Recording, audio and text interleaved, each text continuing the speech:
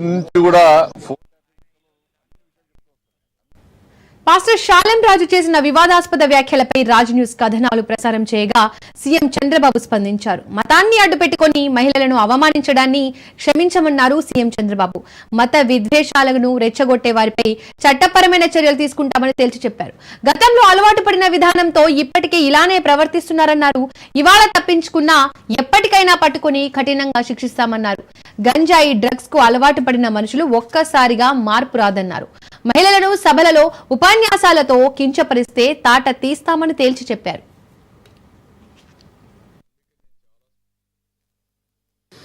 కొంతమంది కరుడుగట్టినటువంటి నేరస్తులు, కొంతమంది మైండ్ని పొల్యూట్ చేసుకున్నటువంటి వ్యక్తులు, ఇంకొక పక్కన నేర ప్రవృత్తుండే కొంతమంది, వాళ్ళ మైండ్లో ఇదే ఉంటుంది.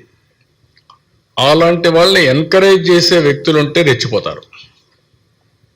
అందుకే నేను చాలా స్పష్టంగా చెప్పా, ఎవడైనా సరే ఆడబిడ్డల జోలికి వస్తే అదే చివరి రోజు కావాలి, చేసి చూపిస్తాం. It is a matter of time. నేను మోటివేట్ చేస్తా, మర్యాదగా చెప్తా, వినకపోతే పబ్లిక్ ఇంట్రెస్ట్ కోసం ఏం చేయాలో చేసి చూపిస్తాం. అంతవరకు వదిలిపెట్టినవాడిని.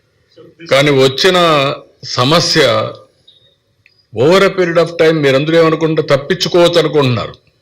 ఇరుక్కున్న తర్వాత ట్రీట్ చేస్తే అప్పుడు అర్థమవుతుంది వాళ్ళందరికీ. అంత ఫర్మ్గా ఉంటే అర్థమవుతుంది. కానీ కొంచెం టైం పడుతుంది. ఇంకా కొంతమందికి అలవాటు అయిపోయి క్షణికమైనటువంటి ఉద్రేకం కావచ్చు, అలవాటు కావచ్చు, ఆ నేర చరిత్రలో ఉండే మనస్తత్వం కావచ్చు, ఇవన్నీ కలిసి చేస్తున్నారు. బట్ ఐఎమ్ వెరీ క్లియర్, ఈ రాష్ట్రంలో ఎవడైనా సరే నేరాలు చేసి తప్పించుకోవాలనుకున్నా, ఆడబిడ్డల జోలుకొచ్చి తప్పించుకోవాలనుకున్నా అదే చివరి రోజు అవుతుంది.